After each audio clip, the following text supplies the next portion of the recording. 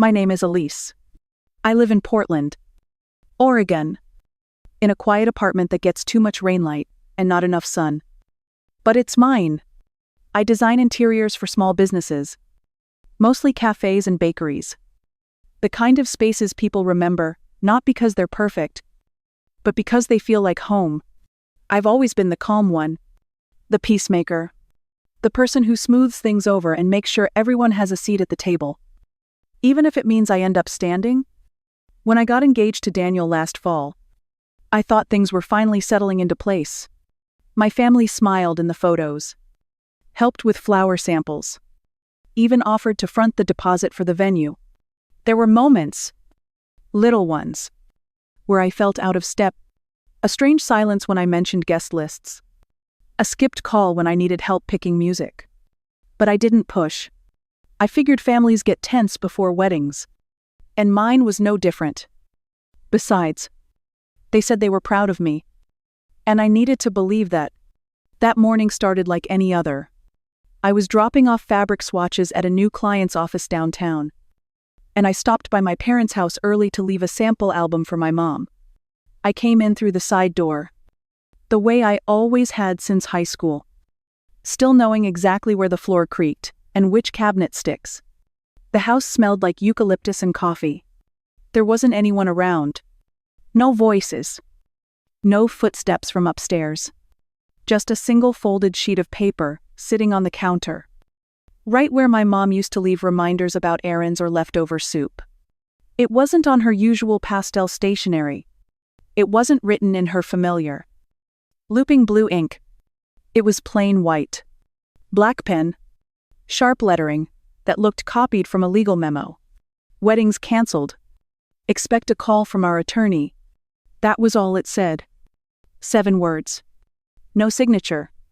No explanation. For a second, I thought it wasn't meant for me. That maybe it was some joke or mix-up. Something left for someone else.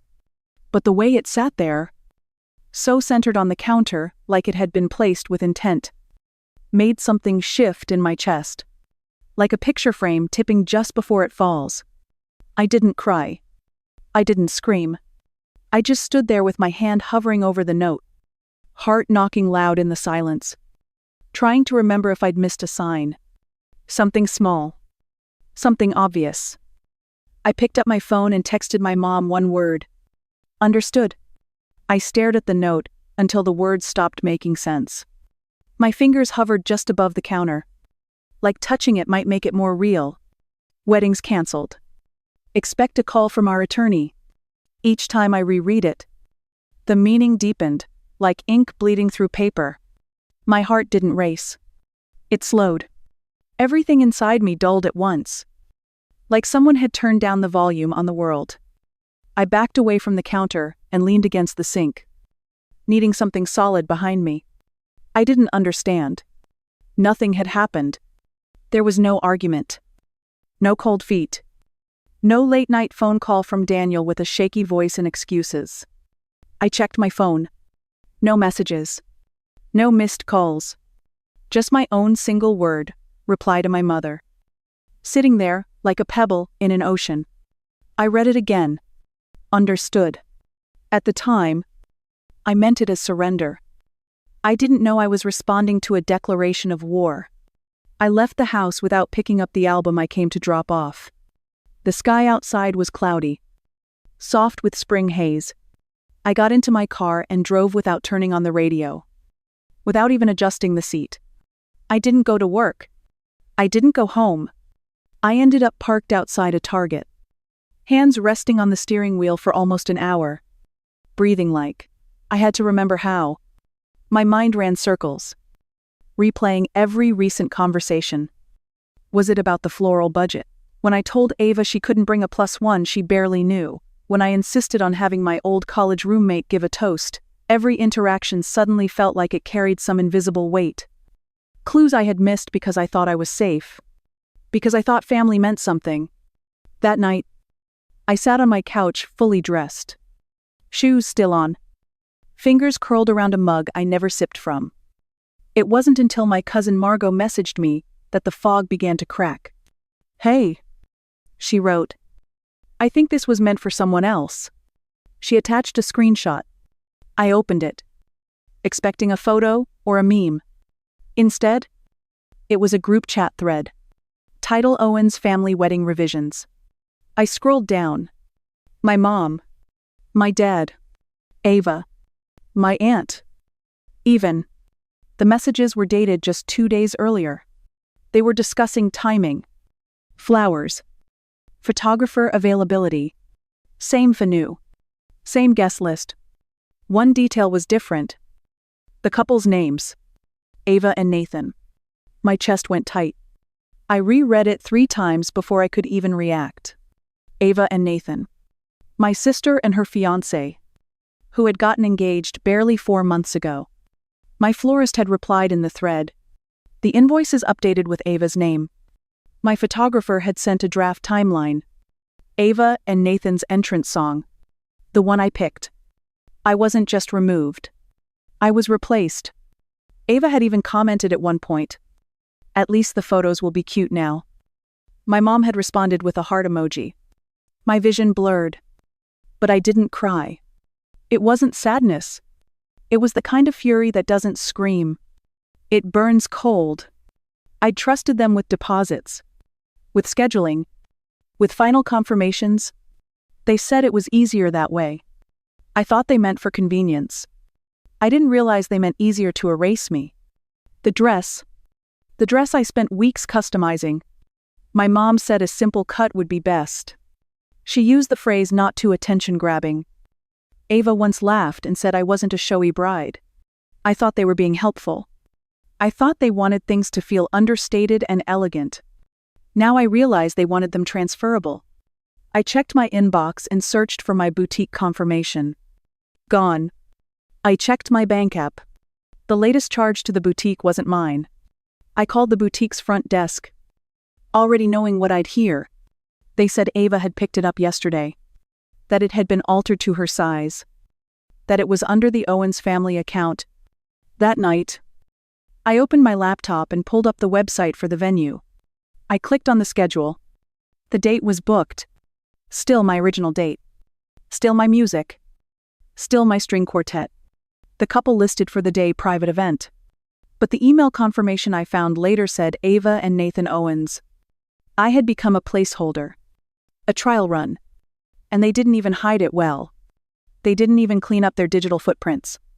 Because they didn't expect me to look because they assumed I'd fold like I always had. I stared at the screen and whispered something I wasn't sure I believed yet. I'm not going to fold this time. The screenshot came from Margot while I was still sitting on my bedroom floor. Knees pulled in like I was trying to hold myself together. I didn't ask her for anything. She just said she thought I should see it. The subject line read, Revised Wedding Plans. The chat had 7 people. My mom. My dad. Ava. 2 aunts. My uncle. And Margot. Apparently. Though she hadn't said a word in it. The first message was from my mother. Let's keep this thread focused on Ava and Nathan's details only. Keep Elise off the list, so we avoid confusion. My name. Written out like a variable they were subtracting from an equation. The florist chimed in next, saying she updated the invoice with Ava's initials. My dad confirmed the balance would be paid through the family trust account. Then Ava replied with something that twisted in my stomach.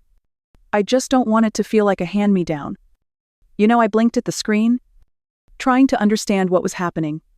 Every part of this was something I had touched, planned, paid for. Now they were handling it like a transfer of ownership, not a betrayal, a redistribution. There were no questions, no second thoughts.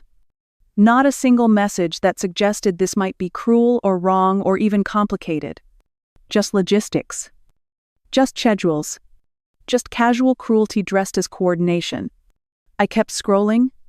The photographer had sent over a timeline for approval. The same one I had helped sketch out last month. Same hour-by-hour breakdown. Same lighting recommendations. Just with my sister's name on the top. Not Elise and Daniel. Ava and Nathan.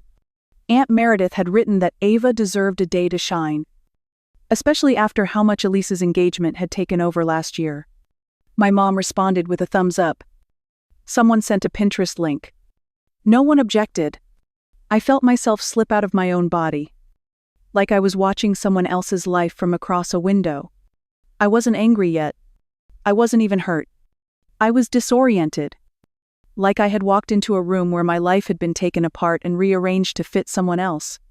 And no one had noticed I was still standing there. I closed the screenshot and sat back against the wall. The silence in the room felt heavier now, like it knew something I didn't. It didn't matter if I screamed or cried or begged for context. They hadn't just planned around me. They had moved on without me. It showed up on my feed around 10 p.m. A curated reel with golden filters and soft motion blur, captioned with falling leaves, and the words, "A perfect fall wedding."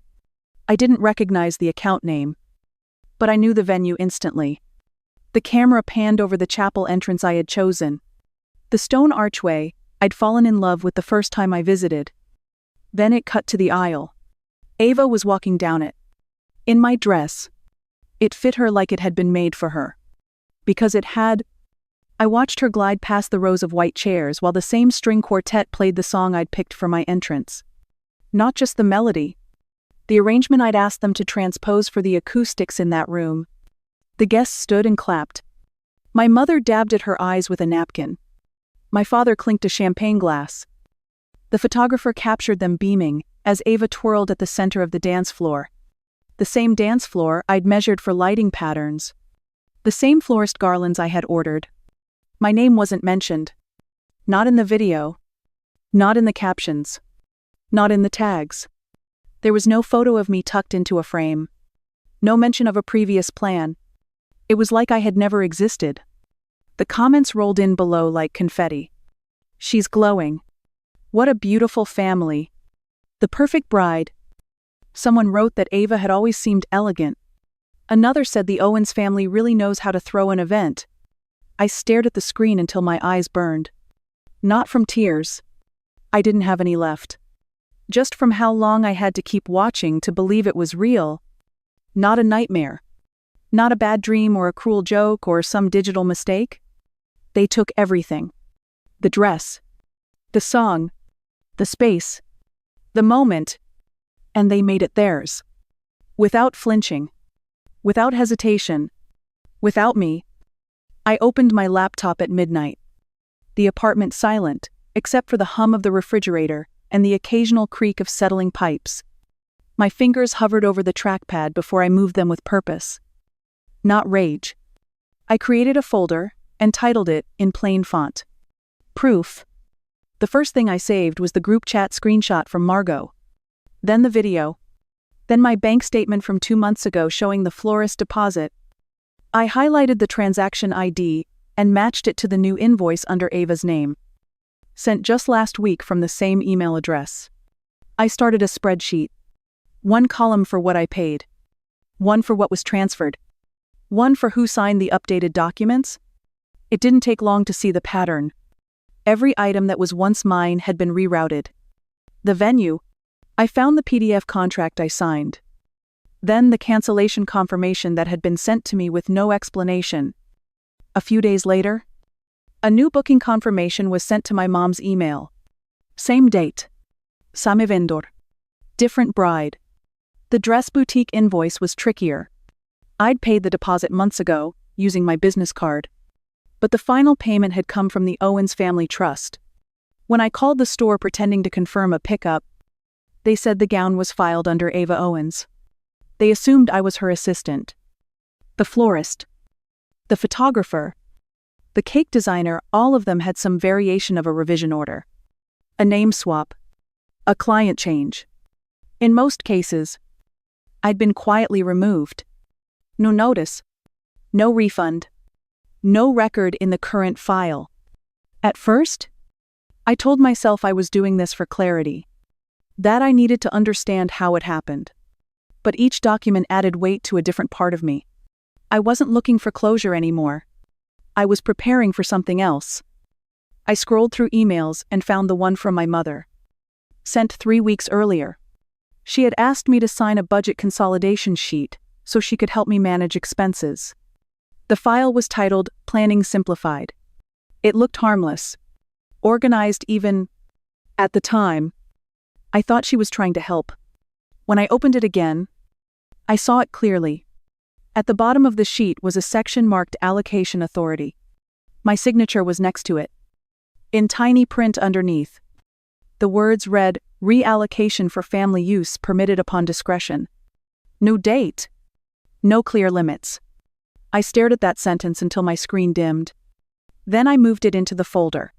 Proof wasn't just about what they took. It was about how easily they assumed I'd never check. Never ask. Never hold them accountable. That night, I didn't feel like someone who had been erased. I felt like someone taking inventory before a storm. Not to brace for it. To bring it. I found it by accident while scrolling through old voice memos on a forgotten phone. It was a recording from Thanksgiving dinner 2 years ago. Left running on the kitchen table. The background was filled with clinks of silverware and muffled conversation. Then came my mother's voice. Low and casual. She said Elise is fine. Just fine. Not the type to make waves or shake things up. She sounded almost disappointed. As if fine wasn't enough. My aunt added that Ava has fire. Drive. The kind of ambition that makes people notice. She said, Ava could really carry the family legacy. The tone wasn't admiration. More like strategic calculation. The word fine echoed in my ears long after the recording ended. Fine. As if that summed up everything I was allowed to be. Enough to be tolerated but never special. Never the star. I didn't cry. I just sat there. Staring out the window at the rain, tapping against the glass. It was the kind of silence that settles like frost sharp, cold, and impossible to ignore. That voicemail was the last piece of a puzzle I didn't want to finish. It confirmed what I had begun to suspect. I wasn't missing something. They had made sure I was never meant to be more than fine. And maybe that was the moment I stopped waiting for their acceptance. I folded the phone shut and made a quiet promise to myself. I would be more than fine. I would be seen. I hadn't spoken to Colton in years. We ended things quietly, without drama. Or so I thought. Then one afternoon, his name popped up on my phone screen. When I answered, his voice was tight, like he was carrying a weight he hadn't shared before. He told me about a call from my mother months before we broke up. She had called his boss, threatening to pull a big client if he didn't end things with me. He didn't know what to do. Felt trapped between his career and our relationship. He said he tried to fight it, to explain how unfair it was. But nothing changed. The pressure was relentless. It wasn't about him anymore. It was about control. My family didn't want me with someone who didn't fit their mold. Later, I talked with Daniel, the man I was supposed to marry. He confessed that before we got engaged, my family pushed him to sign a prenup. Not just any prenup, but one that gave them significant control over our finances, wedding plans, even our future decisions. They had drafted forms outlining what they called precautionary measures in case things didn't work out. Daniel admitted he was uncomfortable, but felt pressured not to upset them. They'd framed it as protecting their legacy, their assets. Hearing this made everything click into place. The wedding was never just a celebration. It was a power play. A way to rewrite the story they wanted about me. To erase me quietly. By controlling who I could love, and how. It wasn't just my wedding they canceled. They tried to cancel my life. My choices. My voice. But now, hearing it from the people I loved, the extent of their manipulation became undeniable. I wasn't just the replaced bride. I was the silenced daughter. That realization was bitter but clarifying. I understood that this wasn't a family who wanted my happiness. It was one that wanted control. And I was a threat to that control. It was time I became the one setting the terms. I sat at my kitchen table with my laptop open and a stack of papers beside me. One by one, I pulled up bank statements, invoices, and emails, comparing names, dates, and amounts. The patterns weren't random. They were deliberate.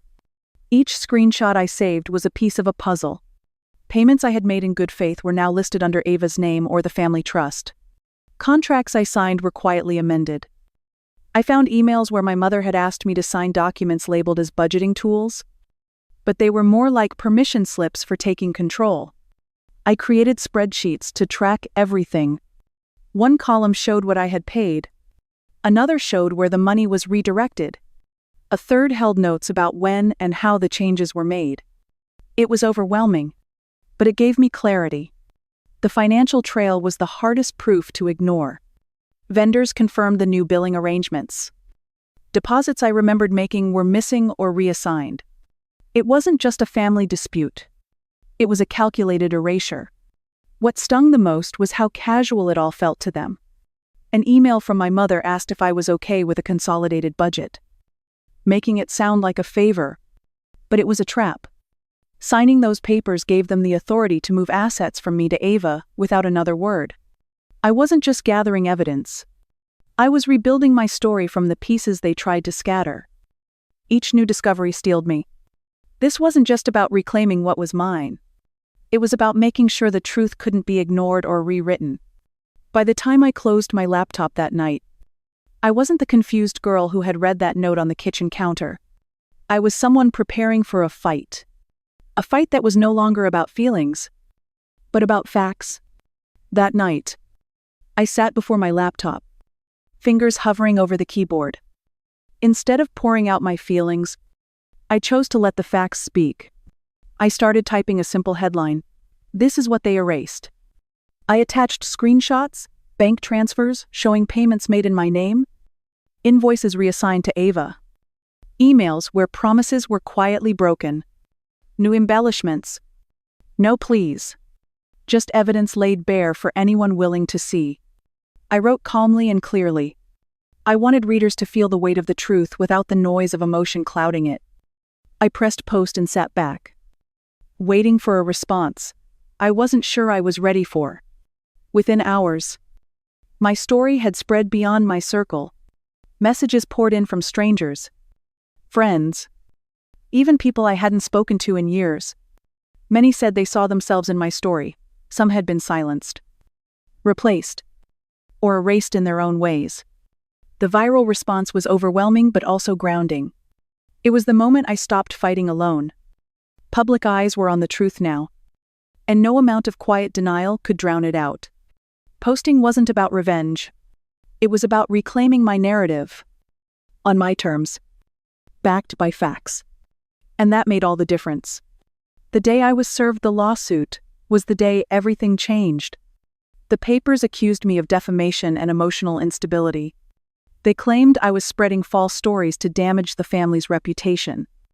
At first, I stared at the documents, feeling the familiar shock of betrayal. But that shock quickly hardened into resolve. I wasn't going to be silenced or painted as the villain.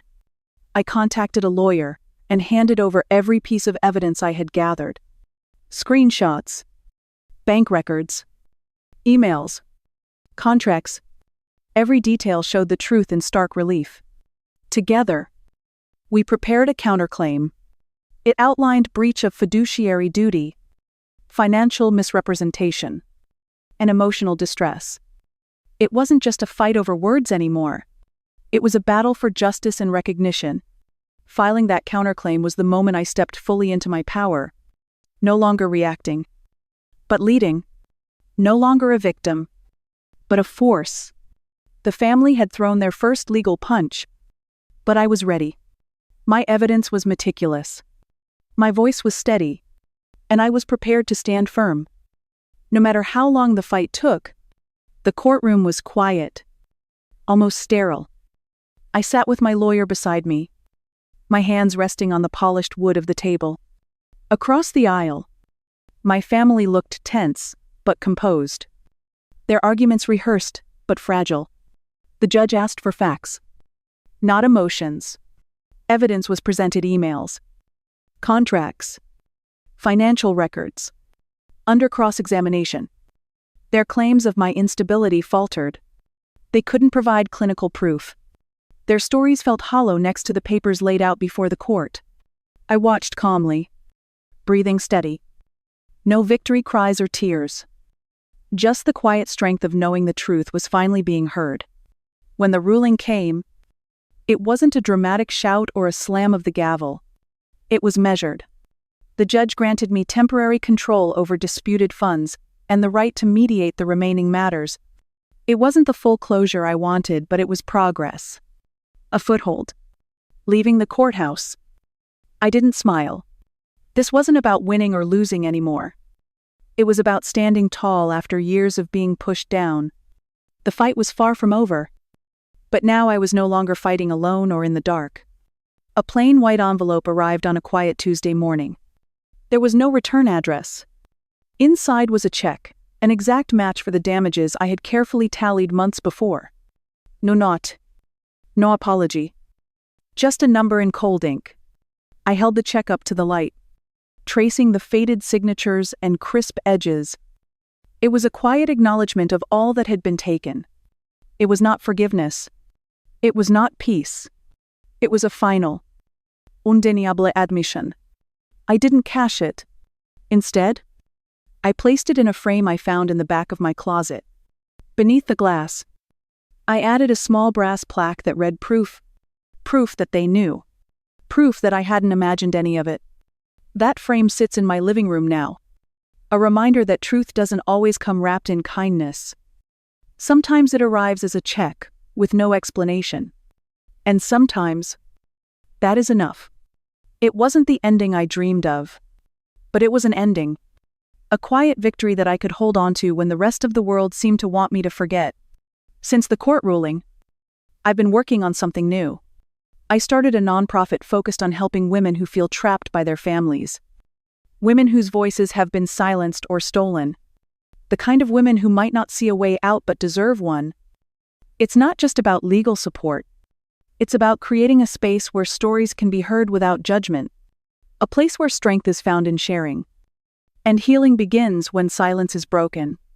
I want those women to know they are not alone. Every day, I hear stories that remind me why this work matters. Women who were told to stay quiet to keep the peace. Told to accept what was given and never ask for more. Told that choosing themselves meant betraying those who hurt them. But silence is not peace. It's just a quiet kind of suffering. Choosing yourself is the bravest thing anyone can do. Especially when the world expects you to fold. I want to honor the women who find their voices. No matter how long it takes. Those who pick up the pieces and decide their lives are worth fighting for. I want every woman to see that she can step out of the shadows and into her own light. This is more than a story about a wedding or a family feud. It's about reclaiming your story when others try to rewrite it. About standing up when they want you to stay down. About finding freedom and saying no. If there's one thing I've learned, it's that freedom isn't loud. Sometimes it's just the sound of no one calling you back. And that silence can be the most powerful thing in the world.